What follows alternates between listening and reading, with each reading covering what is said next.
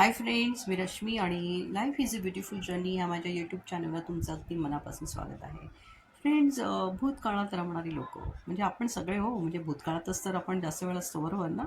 हां, मला ह्या विषयावर बोलायला आवडतं, कारण मी पण बरेच वेळा भूतकाळात जाते आणि खूप माझ्या लहानपणीच्या आठवणी असतात. त्या काळी माझे जे काही फ्रेंड सर्कल होतं किंवा त्या काळचं वातावरणच वेगळं होतं. म्हणजे मी आजपासून 30-40 वर्षापूर्वीची जर गोष्ट काढली, 90चा जर काळ पकडला, तर त्या काळामध्ये आपल्याकडे मोबाईल्स किंवा कलर टी व्ही वगैरे आणि आत्ताची जी काही अशी प्रगती झाली तसं काहीच नव्हतं. एकदम सिंपल लाईफ होतं. आणि पुस्तक वाचन म्हणा किंवा फ्रेंड सर्कलवर टाईम घालवणं, गप्पा मारणं, बैठे खेळ खेळणं, सणवार साजरे करणं आणि खूप वेगळा काळ होता तो. आणि इतक्या काही आठवणीत आणि जरी काही थोड्याफार वाईट आठवणी असल्या तरी ते विसरून किंवा त्याच्याकडे दुर्लक्ष करून जर मी चांगल्या आठवणी आठवण्याचा प्रयत्न केला ना, तर मला खूप छान वाटतं. म्हणजे मी प्रत्येक वेळेला जेव्हा पण कधी अशी उदास होते किंवा कधी एकदम डाऊन फील होतं, एकटं वाटतं, तेव्हा मला ह्या आठवणीमध्ये रमायला खूप आवडतं आणि मी एन्जॉय करते. तर मला पण असं वाटतं की आपण जरी ह्या आठवणींना जर आपण चांगल्या रीतीने आपण पॉझिटिव्हली ह्याच्याकडे बघितलं, तर ह्याचा आपल्याला स्वतःसाठी तरी उपयोग होतो. म्हणजे काही काळ तरी आपण त्याच्यामध्ये राहून स्वतःला मोटिवेट नक्कीच करू शकतो.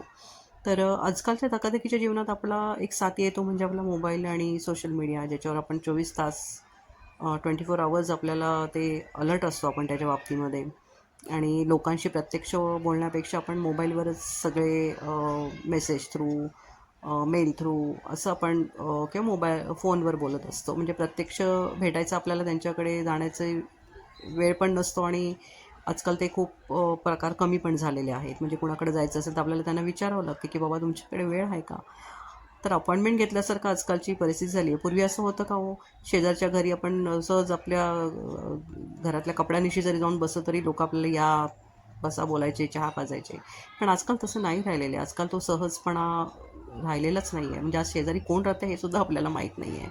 सो टॉपिकवर येऊन बोलते की भूतकाळात रमणारी म्हणजे मला तर वाटतं की सगळेच जण आपण आपल्याला आपल्या मेमरीज आहेत. आपला एक भूतकाळ आहे जो कधी प्रेझेंट होता आपला आणि त्यातनं आपण लहानाचे मोठे झालो आहेत. आज आपल्या ज्या आठवणी आहेत, आज जरी आपण प्रेझेंटमध्ये असतो तर उद्या हा आपला भूतकाळ बनणार आहे, आजचा वर्तमान काळ. तर ह्या आठवणींवर आपण जगत असतो, ह्या अनुभवांवर आपलं आयुष्य जगत असतं. आणि मनुष्याच्या आठवणी ह्याच मेमरी ह्याच आपल्या जगण्याचं मेन एक महत्त्वाचं कारण पण असतं. त्याच्यामुळे आपल्याला झालेल्या चुका पण सुधारता येतात. कितीतरी लोकं ह्यातनं प्रगल्भ झालेली असतात, शिकलेली असतात, काही संस्कार घेऊन आलेले असतात. जे काय आज आपण आहोत ते आपल्याला आईवडिलांनी दिलेले संस्कार आहेत, आपण ज्या समाजात राहतो त्यांनी दिलेले संस्कार आहेत.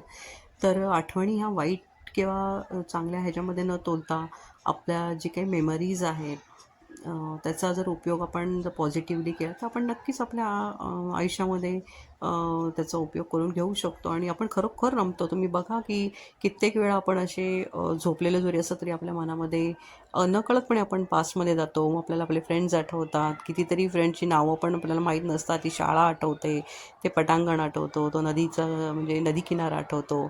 कुठे कुठे आपण फिरलो आपल्या फ्रेंड सर्कलमध्ये, काय काय मजा केली. आपल्या शाळेतले आपल्या बाई कोण होत्या, असे कितीतरी हजारो आपल्याला विचार मनामध्ये येत असतात आणि आपण त्यात रमून जातो आणि आपल्याला फ्रेश वाटतं.